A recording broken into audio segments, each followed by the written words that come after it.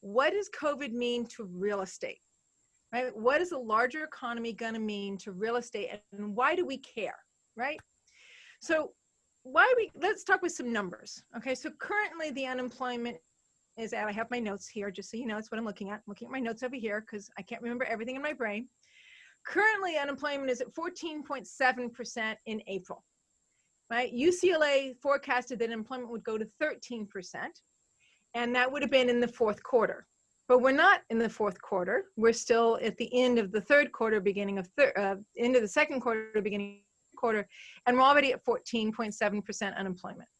But we do have these economic stimulus packages. We've already had, $2 trillion come out. They're looking at another half a trillion coming out, and the PPP in order to support small businesses. And I want to walk us through why these numbers are important. The primary job loss has been what I consider to be bifurcated. And what I mean by bifurcated is that there are some people that are being helped by this, and there are some that are being hurt by this. And it's up to us as investors to walk through the scenario of what does that mean and who are these people, okay? So the primary markets that have been affected by this are service and retail, leisure, right, hospitality, and personal care. Why? Why is that the case? Because the restaurants have laid off their waiters and waitresses. Starbucks, the Starbucks I used to go to all the time, shut down, right? Home Depot for a long time didn't have anybody inside of Home Depot. Home Depot was only allowing people to do pickup. IKEA has closed all their stores down. They're only doing pickup, and it's impossible to find a desk for my daughter right now. I'm just telling you.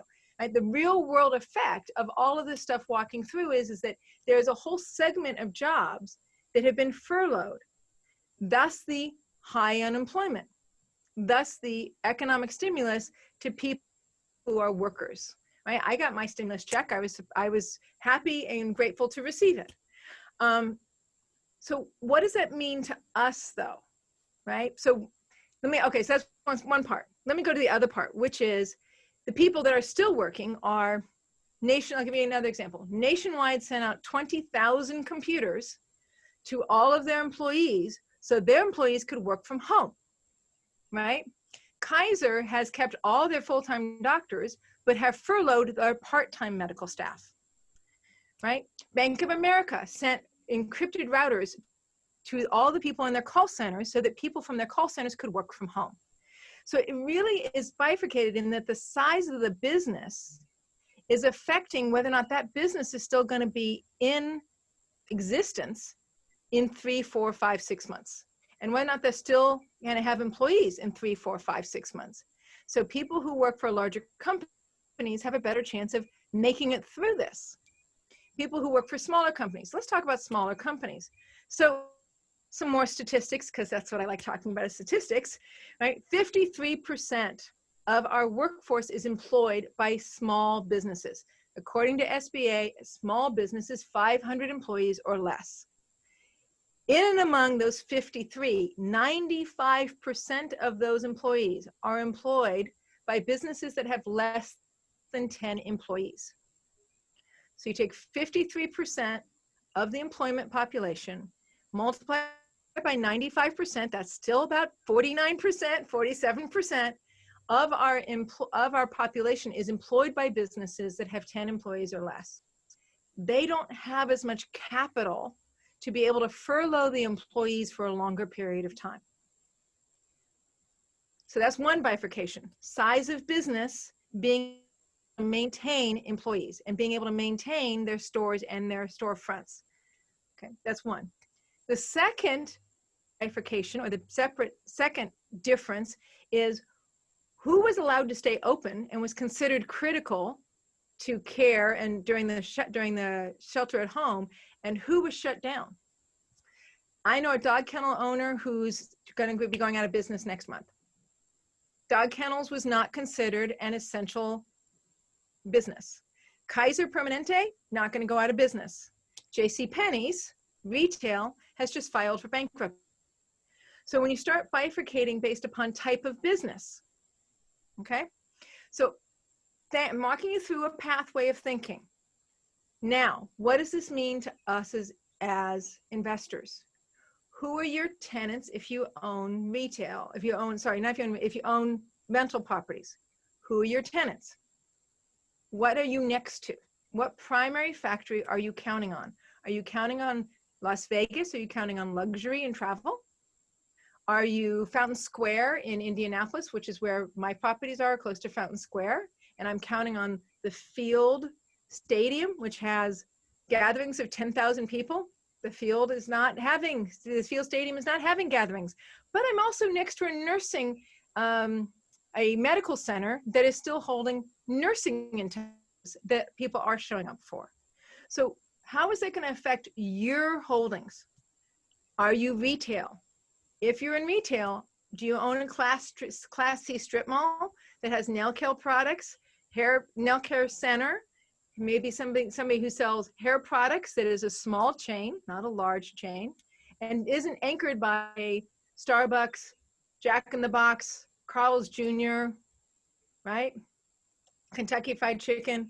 So take a look at your particular holdings in your portfolio, whether you own a syndication, or whether you're a part investor in a syndication, or whether you do something directly, and ask yourself, where am I in this bifurcation effect? Where am I in that? Who are my tenants? Who are my retail tenants? Who are my everyday, residential tenants? Who are they and how are they being affected by this? Because what we're gonna see, and if you look at Ken McElroy and Ray Dalio, both have very good videos out on the effect of COVID economy. So it's Ken McElroy, Real Estate and the Market During COVID is his video. And then there's Ray Dalio, which he put out the Principles book, which covers economic crises and downturns. His Principles book covers that because there's a certain set of steps that the economy goes through almost every time, regardless of the particular was the black swan that was the beginning of the event. And he says how COVID impacts the market, and it's on Bloomberg and also a TED Talk. So you don't need to listen to me. I am just a chick who's been investing for 30 years, who's been humbled by the market, who tries to stay up with things. So I'm just trying to walk you through some thinking, and those two videos will help you walk through it as well. So what do you own, right, is the first question. Christina? How's that going to affect you? One question in the I don't know chat. who's talking. Hey, this is Angela.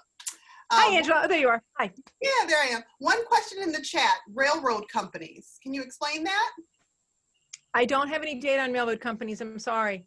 I wish I did. I don't like to talk to something I don't know or I haven't researched, and I have not researched that. But I will say this. Let's focus on the things that are doing well. Amazon's doing well. Zoom is doing well. Video chats are doing well. Online curriculums are doing well. Things already set up to manage a virtual space are doing well. Railroads would potentially be part of that because they're part of distribution, right? Because the other thing I was about to talk to was industrial and warehouse spaces. So industrial and warehouse are obviously doing better because we're more and more dependent on things being warehoused and then distributed. So Iris, you have such a fun look on your face. I'm sorry. Do you have a question, Iris? No? Okay. So walk through it now, because there's that. Where are you now? Where are you in your holdings now? Let's walk through where we're going to be in 6 to 9 months. So it's common when a virus comes out, it is common for it to morph as it goes around the planet. So let's say you're in Chicago and you have your Chicago winter, and then, a year later you go back and you get your flu vaccine again. And then you go back a year later and get your flu vaccine again. Why are you always getting a new vaccine every year? Because as that same virus, there's 17 viruses that are generally tracked and tested for inside of the medical community, right? As that virus travels around the planet, it morphs and adapts as it travels from country to country. And when it comes back, it's a slightly different virus. They're not expecting COVID to be any different. They're expecting that the COVID virus, like every other virus, will reemerge in an adapted form in October, November, inside of the US, right? So this is known and talked about inside the medical community. The question becomes, will we do another lockdown? What is it that's going to affect that choice? What's going to affect that choice is whether we have a vaccine and whether or not we have a treatment to minimize. Vaccines have been known to take 18 months. Good news, guys. Good news about the COVID vaccine is they're already working on 7 possible vaccines, and 3 have already been pre-approved for testing. So they're working actively on bringing a vaccine to market sooner than later. So maybe November, they'll have some version of a vaccine. Maybe. The COVID virus is complicated. It is akin to MERS and SARS. So it is a complicated virus. It's not medically easy. It has a MERS tag on it with four elements, 4 molecules that look like an HIV virus, though it's not an exact duplicate. So it's not medically easy to break apart, okay? But that doesn't mean they're not gonna come up with treatments. So what does that mean? It's all about balance sheets. Now we're at Ray Dalio.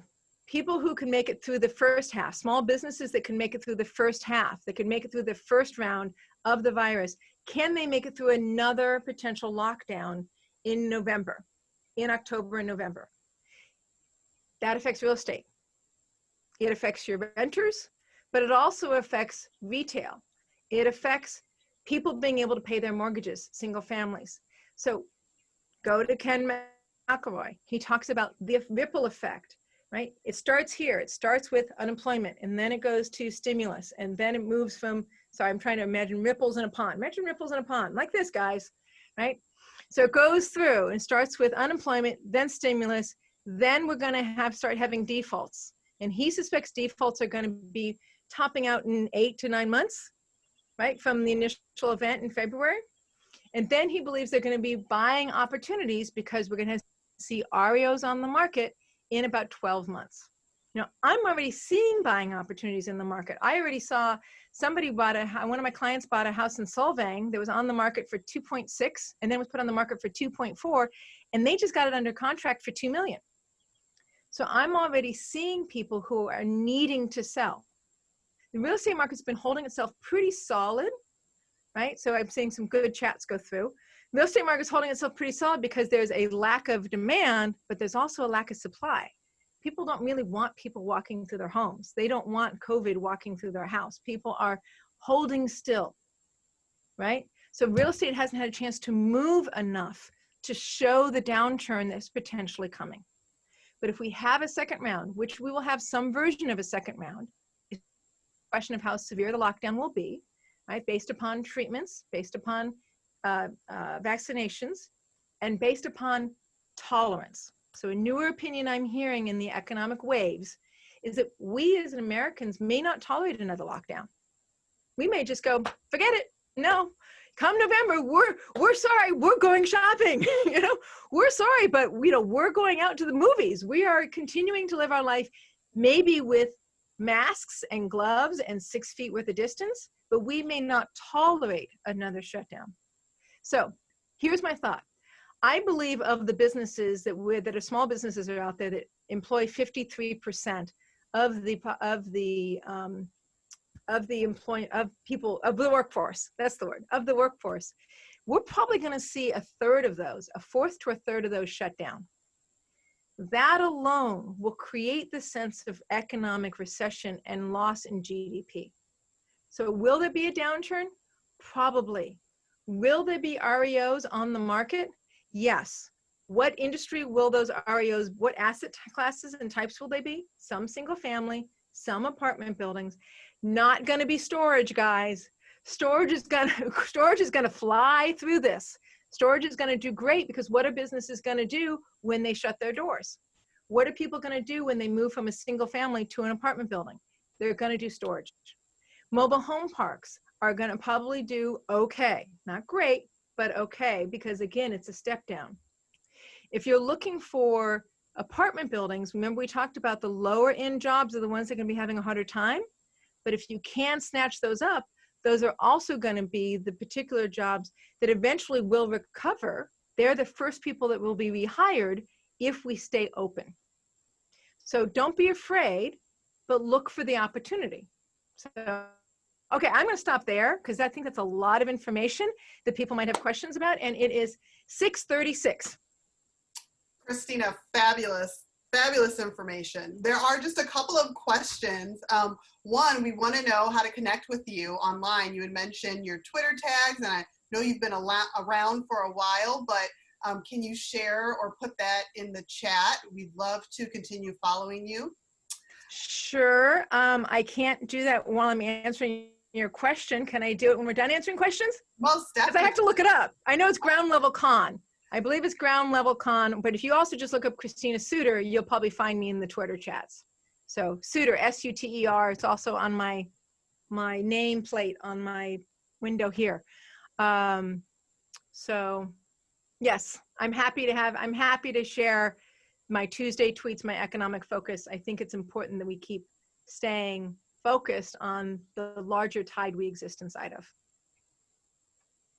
Awesome. And then last question before we go, because this is a good one. What are the best sources you recommend to stay up to date on the economy, and what do you focus on? So obviously we're going to follow you. We're going to get great insight by following your social media tags, but any other ones you recommend?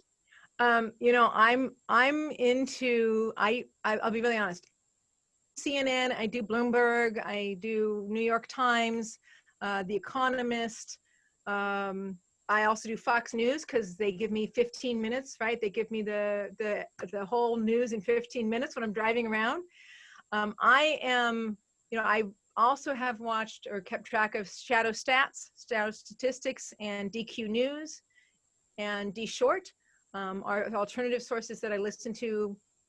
But honestly, and you know, I use a bunch of data charts. FRED, F-E-R-D, FRED, which is the St. Louis Fed, Y charts, and Market Watch. So these are all places I listen. It's just too long. And the reason why the list is so long is because honestly, I just type into Google. I mean, I even go to the US Census website on a regular basis just to get basic information. I type into Google what statistic I'm looking for, and I look for, and I just literally breeze through 3 articles. I just pick three articles, 1, 2, 3, open a new tab, and I read down through it. And I don't care if it's the Seattle Times or if it's, you know, Memphis, Tennessee, or, you know, if it's the New York Times. Really what I care about is just keeping myself in the flow of information. Most of the time, I would say newspapers are behind by 3 months, and that you want to go to secondary sources like D Short, or it used to be Dr. Housing Bubble. But honestly, the primary news has been staying really current with this information. So don't, you know, you can trust that the primary news has the most current information on the death rate, the infection rate, the unemployment numbers, by state. There was a really great article that came out based on COVID. There was a heat map that was based upon cases of COVID. And I think it was the New York Times, Wall Street Journal. It was the Wall Street Journal. So needless to say, you are well read. Not so well read these days in the middle of COVID and all that's going on, but I try to stay well read. My husband is a great source for me. He pre-reads everything and hands me articles so I can help to have a curator called my husband. Well, amazing. We are thankful that you have been able to give us such a breadth of information about the current state of how things are, because, you know, as real estate, it is important, like you said, to look at the big picture. So just great job. Everyone, round of applause, hand claps for Christina, hearts. I don't have my sign, I got my pictures, but Christina, thank you so much